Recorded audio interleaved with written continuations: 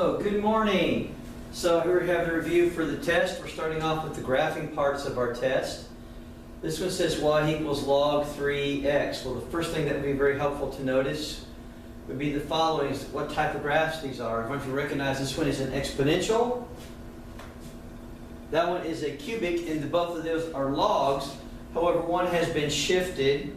So remember our parent functions. So as we just talked about right there. This one goes through the point 20, and this one goes through the point 10. And if you remember this about the graph of the log, all logs, unless shifted, go through the point 10. So, of course, another way that you could do this particular problem would be to go to your calculator and turn it on, go to your y equals.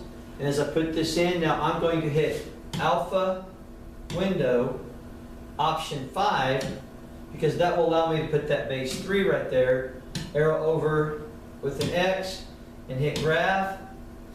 And it's kind of hard to tell. You might want to zoom your windows in. We'll hit zoom, and we're going to go into. See if we can make that a little more, it looks like that the closest one to that would be the D as a way to try to go back to see what it is for you right there. All right.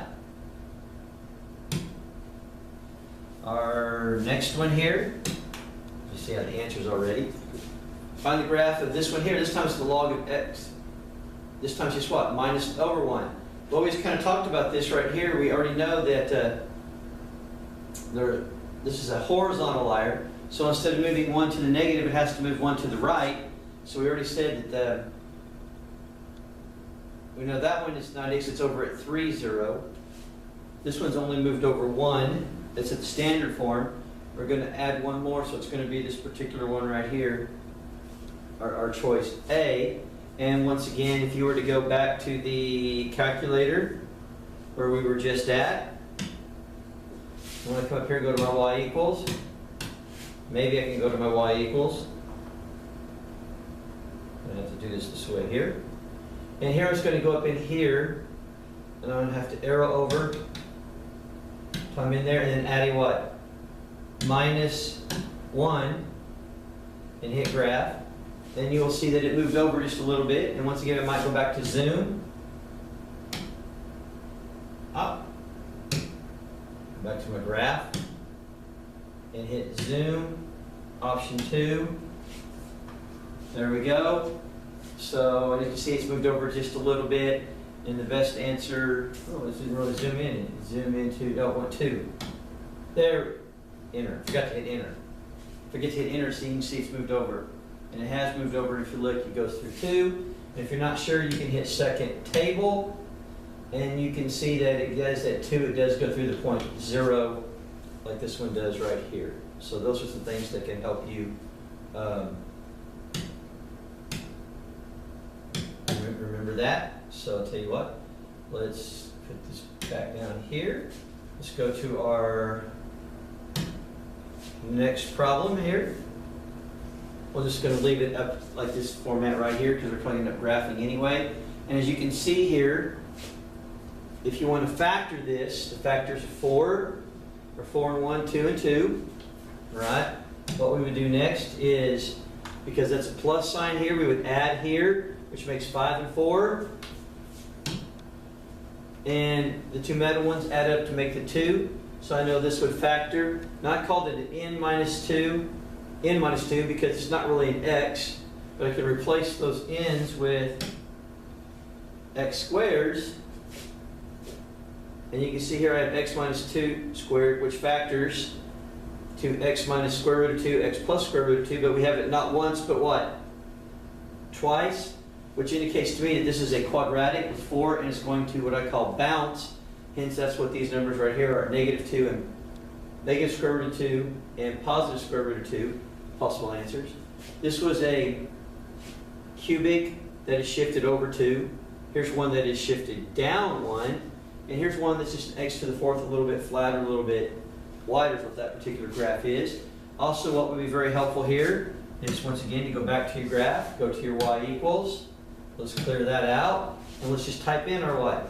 X to the 4th power Okay, I got an arrow out of that, minus 4, and I'm going to hit my x, but I'm going to go ahead and hit the square. I don't have to do that. And then what? Plus 4, and I'm going to hit graph.